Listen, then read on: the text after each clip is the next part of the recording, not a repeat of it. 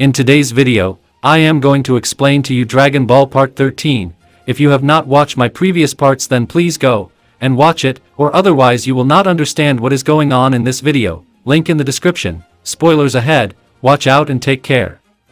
After killing King Piccolo, Goku faints and Yajirobe takes Goku to Korin Tower for recovery. After arriving, Korin gives a senzu bean to Goku, and he heals instantly. But now a big trouble for everyone is that, after death of Shenron, no one who was killed can be revived, and those who die at the hands of the Demon King Piccolo do not enter the after, but rather pass through forever in limbo.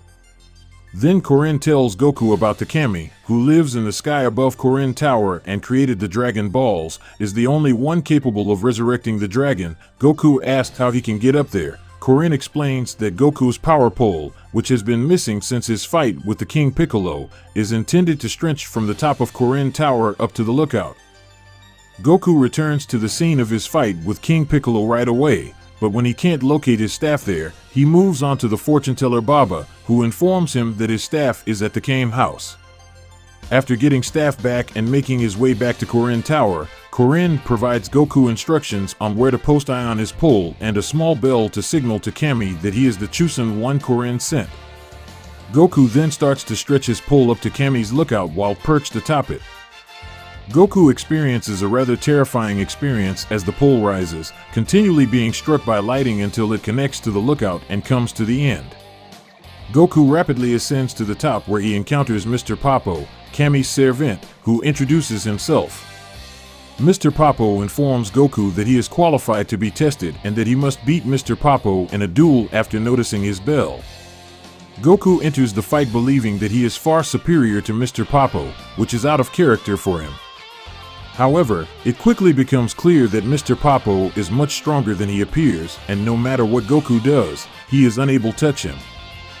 Even though Goku appears to have failed the exam, he requests to remain and prepare for another attempt. Mr. Popo accepts and begins instructing him on how to manage his moves, his speed, and his awareness of his rival's motions. Goku promises to do whatever it takes to free his companions from their predicament, but Kami cuts him off by stating he'll see him later. Goku misidentifies Kami as King Piccolo as he approaches and charges at him, but is quickly disarmed. Kami informs Goku that he and King Piccolo were once one entity, but Kami divided his essence in two in order to acquire the position of the Earth's guardian, adding that he should have known that Korin would not explain because Korin finds him amusing. Kami accepts to rebuild Shenron as a prize for Goku's heroic efforts against Piccolo, but only on the condition that Goku remains on the lookout for 3 years to train and be prepared to face King Piccolo's offspring reincarnation, Piccolo Jr., at the following World Martial Arts Tournament. Bulma and the others at Kame House note that the Dragon Balls are once more operational and immediately call Shenron.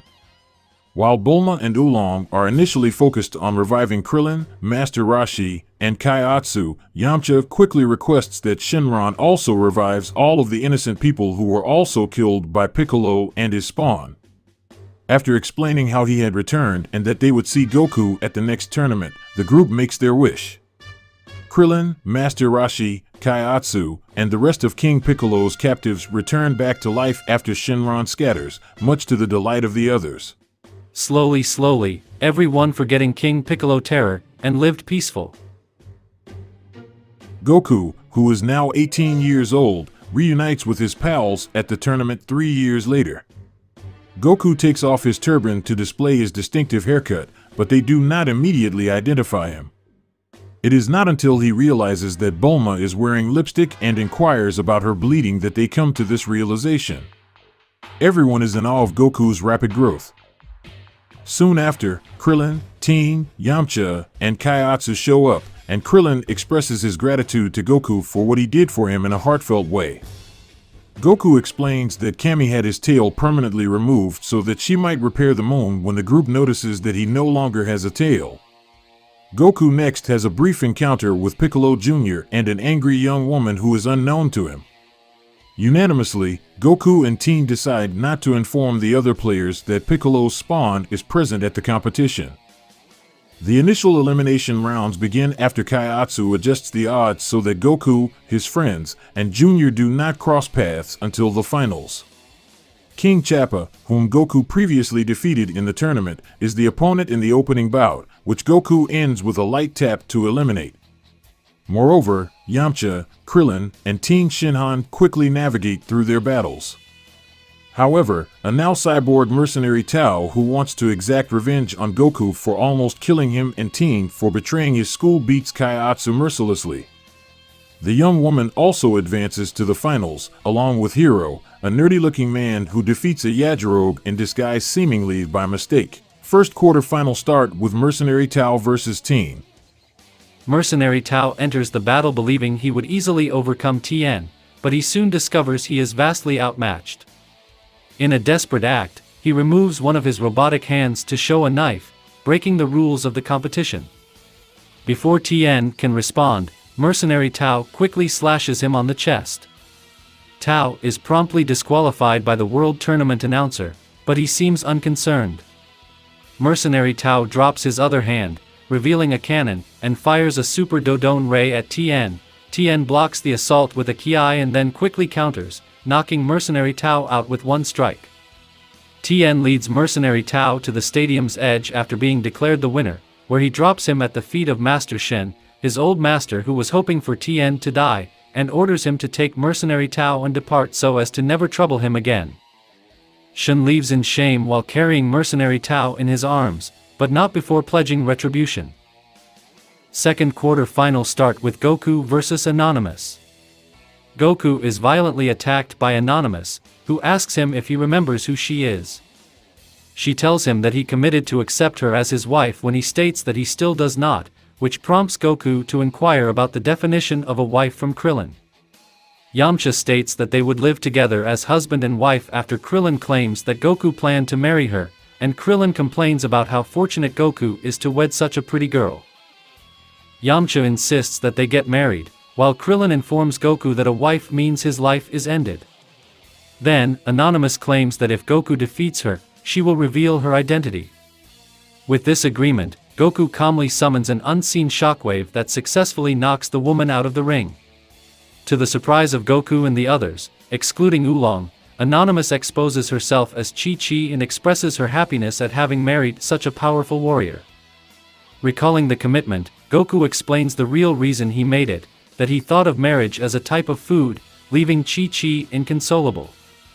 To Chi-Chi's delight, Chi-Chi's Goku then pops the question to her in front of the audience since, to him, a promise is a promise. The two leave the ring after being applauded by the audience and receiving congratulations from the announcer. Next fight start with Piccolo Jr. versus Krillin. The fight begins swiftly for Krillin with the double Tsui Hikiden, which Piccolo quickly ends with eye blasts. However, it turns out to be a deceitful ruse because Krillin uses Piccolo's distracted focus to deliver a punch. After a brief exchange of blows with the demon, Krillin charges at him. Piccolo then appears to kick him out of the ring, but Krillin recovers and shows that he has learned to fly during his 3 years of training. Piccolo decides to fight somewhat seriously after observing Krillin's stamina and fighting style. He quickly reaches across the arena to grab Krillin with a stretched arm and, once he has the fighter in his grasp, strikes him hard with a punch. After getting up from the blow, Krillin rushes at Piccolo again but is kicked into the air while Piccolo pursues him. Krillin makes a desperate effort to use the Kamehameha at Piccolo from a close distance, but Junior avoids it with the after-image technique and moves behind him, giving him the chance to hit Krillin with a powerful overhead smash that knocks him to the arena floor. Even though Krillin manages to stumble to his feet, he is severely hurt and surrender the match. Okay guys, this is the end of the video. Hope you liked that video, so please make sure to subscribe our channel for more. Goodbye guys, take care.